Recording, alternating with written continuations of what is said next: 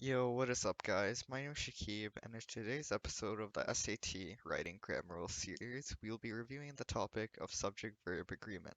Now, subject-verb agreement is a topic that shows up on the SAT, unlike relative clauses, and this topic is guaranteed to show up in at least 1 to 3 questions. So it's crucial you know this topic well to do well in the writing section. So let's dive in. What is subject-verb agreement? A subject-verb agreement is the principle that the nouns of a sentence are going to be in agreement with the verbs of the sentence.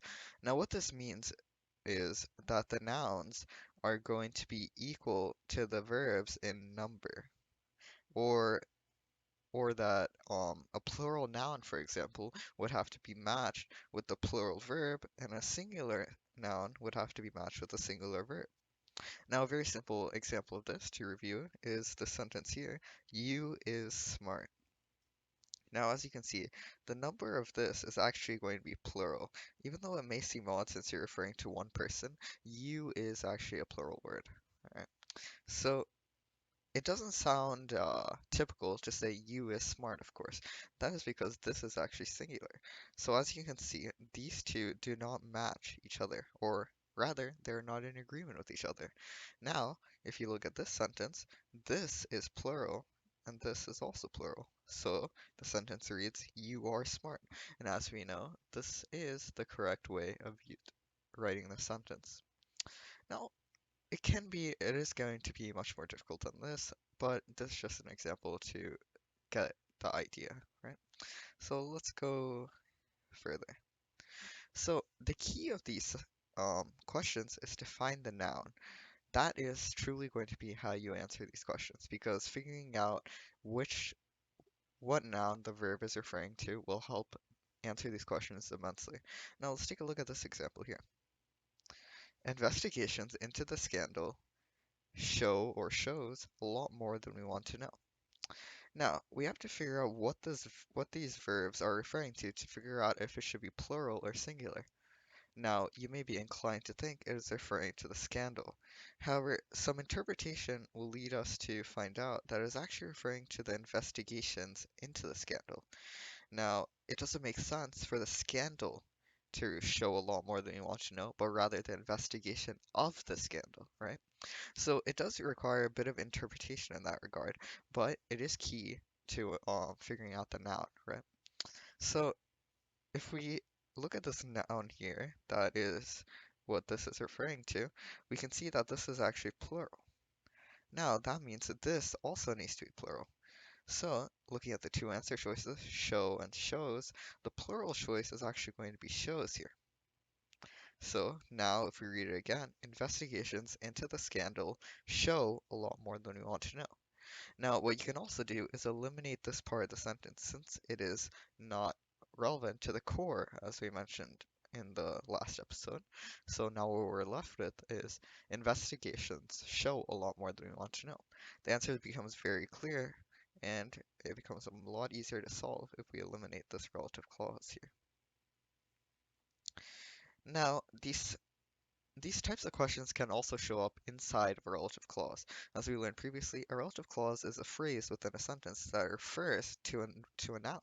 Now, if we look at this example here, the cat who is or are fat jumped the fence. Now, the relative clause here is referring to the cat. So this noun is actually also going to refer to the cat. You see the relative clause and verb in the sense match, right? So we can very easily solve this as this noun right here is singular. Therefore, this also has to be singular. Now, what is the singular form? It's going to be is. So the cat who is fat jumped the fence, right? The cat is. All right. So in these questions, there are a couple of additional rules you have to keep in mind. Now, to start, words like everybody, everything, and every, anybody, anyone, no one, each, neither, and either are all singular, right? So this is pretty important in answer choices so you can figure out whether the verb needs to be plural or not plural, right? So also, words, infinitives and ing words like running, dancing, playing, and to cook, to like, to make. These are all not verbs. So we'll we'll see this in a question coming up, but this is pretty important in answer choices, and it's important to keep in mind so that we don't incorrectly pick the wrong choice, right? So just keep that in mind. So let's go over some questions that were actually seen on SAT practice tests to better understand this topic. Alright, so in this question, number 19 from practice test number 7, let's dive in. The most common forms of professional development provided to employees includes coaching, mentoring, technical assistance, and workshops. So the verb here is obviously this. I'll use a dark color. Alright, so the verb is this, right? So we have to figure out the noun. What is this referring to? So if we read this again, the most common forms of professional development provided to employees includes blah blah blah, right? So this is going to be the noun. Now, is this noun plural or singular? Now, if we take a closer look, the most common forms of professional development, right? So forms is obviously plural. So this indicates that this noun is going to be plural. It's talking about the different forms of professional development, right? Multiple forms. Therefore, this we have to pick the plural choice. So let's take a look at the answer choices. A, no change. Includes is going to be singular.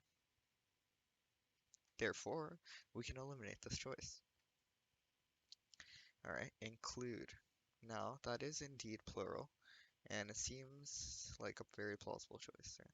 So let's put a star there, but we always want to look at the different answer choices. C, including. As you mentioned earlier, ing words are not verbs. So we can already eliminate this. That's why it's crucial to know that. So this may seem plausible, however, the has is going to be actually singular. The plural version of this would have been have included, correct? So we can eliminate this as well. Therefore, the answer choice is clearly B. As you can see, we simply match the verb, the number of the verb with the number of the noun, and we get the answer. So let's take a look at number 7 for practice test 6. Alright, the experiment confirmed their suspicions when the half of the lake containing phosphates was teeming with blue-green algae. Now, this one, we have to figure out what this verb is referring to. Now, if you read again, let's try identifying the nouns of the sentence. The experiment confirmed their suspicions when the half of the lake containing the phosphates was teeming with blue-green algae. So now we have to figure out whether this verb is referring to the experiment or the lake. Now, is the experiment teeming with blue-green algae, or is the lake? Clearly, it's going to be the lake, right? So we can eliminate this noun, and it is clearly this noun that it's referring to. Now, the half of the lake, is this plural or singular? This is actually going to be singular, despite it may seem not. We can tell this because the half of the lake is actually going to be only referring to like one thing, basically. Um, it's sort of odd when it comes to halves and descriptions like this, but it is a singular noun, right? So let's take a look at the answer choices. 7A, no change. So was is singular, right? So this is a very plausible choice. Was teeming. Were teeming. Now this is plural, therefore we can already eliminate that one. Are teeming. Now are is also plural, so we can also eliminate that. And teems. The half of the lake teems with blue-green algae. Okay, so this is also plausible because it is singular, correct? But now we have to take a look at a bit of tenses, which is a bit outside of this unit. However, it can show up in these questions, of course. So let's find some verbs in the sentence that so that we can identify whether it's speaking in past tense or present tense. So the experiment confirmed their suspicions when the half of the lake containing the phosphates was teeming with blue-green algae. Now, this is actually past tense, correct? Therefore, this should also be past tense. We'll dive a little bit deeper into this topic in the future. However, no, that is just a little sneak peek, I suppose. So we can again eliminate this, and the answer choice is clearly A. So I hope this helped, and if you have any questions, please leave them below. I'll see you next week for the grammar rule series. Goodbye.